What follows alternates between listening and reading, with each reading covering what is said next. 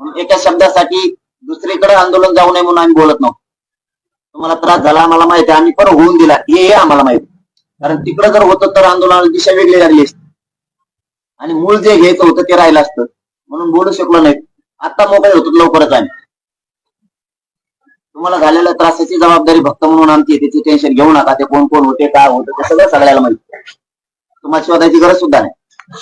तरी पण सगळ्यांना, सगळ्या क्षेत्रातल्या, मग तो नोकरीच्या क्षेत्रातला असन, शेतकरीचा असन, व्यावसायिक असन, तो ट्रकवर असन, पुढे एसटीवर कंडक्टर ड्रायव्हर असन, महाराज मंडळी असन, सगळ्यांनी, वारकरी संप्रदाय असन, टाळकरी, गायक, वादक सगळे एवढ्या वेळेस तुटून पाडले. सगळे मुंबईकडे निघा. कोणी शेताचे कारण सांगू नका, कोणी ड्युटी सांगू नका, कोणी मास्तरांनी सांगू नका, डॉक्टर वकिलांनी सांगू नका. सगळ्यांनी तयारीला मुंबईला चालायचं.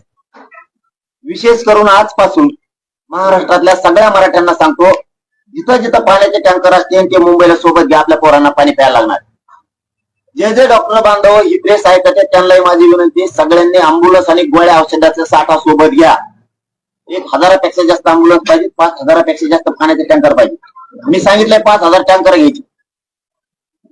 आणि तिथं एक नसलं तुम्ही म्हणतात 5000 टँकर म्हणला नाही, एक बी नाही. माझ्या काय कंपनी का? हे सगळ्या जिल्ह्यातल्या आपल्या बांधवांनाही घडून आणावं लागणार आहे.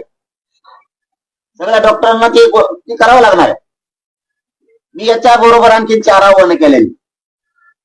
मास्तर असन, डॉक्टर असन, वकील असन आणि श्रीमंत राजकारणी मराठी असन, यांनी स्वतःच्या गाड्या बाहेर काढा म्हणून सांगितलेलं आहे. यांनी स्वतःच्या गाड्या बाहेर काढा. तुम्ही डिटेल राहायचं तर आपण गाड्या आपण आपल्या बाहेर काढा. आम्ही सांगितलंय फक्त आता 3 दिवस साथ द्या तुम्ही आम्हाला. 27, 28, 29 ला 10 वाजता सकाळी आम्ही ग्राउंडवर बसलो तर तुम्ही वापस या म्हणून. तुम्ही थांबू नका. मराठा समाजाला खरं बोललं पाहिजे. खोटं बोलून मुंबईत आम्हाला नाही, इथं नाही होणार. सगळ्यांनी मुंबईकडे चालायचं. आपण आपले वाहन घेऊ. आम्हाला तिथं बसकर आशीर्वाद द्या तुम्ही वापस. ही सगळ्या महाराष्ट्रातल्या मराठ्यांना विनंती करून सांग, आपण सगळ्या ताकदीनं याच्यात उतरले शोपाऱ्या. फक्त एक वाक्य सांगतो, मला आंदोलन शांततेत पाहिजे. कुणी जाळपोळ दगडफेक करायची नाही. नसता त्याने आमच्या सोबत यायचं नाही. याला जोडून दुसरा डाव होऊ शकतो.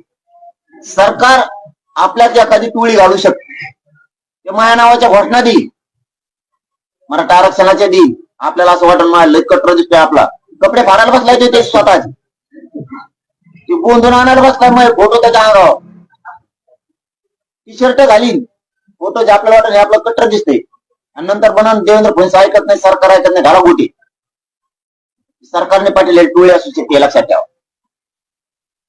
त्याच्यामुळे त्याला धरायचं, पोलिसाच्या गाडीत टाकायचं. नाही तर आपल्या शेजारी जरी दाळपोळ सुरू झाली, दुखून सुद्धा बघायचं नाही, सरळ चालायचं मुंबईला. उद्योग म्हणायचं तिकडे ते कोणी दे. आपण त्याच्यात घुसायचं नाही. माझ्या संघ येणाऱ्या बांधवांनी एकाने सुद्धा जाळपोळ दगडफेक करायची नाही. तुम्हाला काही हे नाही का आरक्षण पाहिजे? दगड मारले तरी आरक्षण पाहिजे, शांततेत आरक्षण पाहिजे. तुम्हाला आरक्षण देतो ना, तुम्हाला काय करायचं? न मिळणारं 70 वर्षातलं आरक्षण दिलं ना शांततेनं. मला समाज फक्त नुकसान नाही करायचं, समाजात कोणाचं वाटवं नाही करायचं. वाटवं झालं का आरक्षण घेऊन काय करतो? तुम्ही फक्त शांततेत नुसते मुंबईत मराठी निघाले ना, महाराष्ट्रातल्या मराठ्याला एक महत्वाचा शब्द सांगतो, तेवढाच फक्त मराठ्यांनी ध्यानात घेतलं. मराठीची तुम्ही फक्त उठाण मुंबईकडे निघा, पुरा देश बंद पाडा म्हणून सांगा.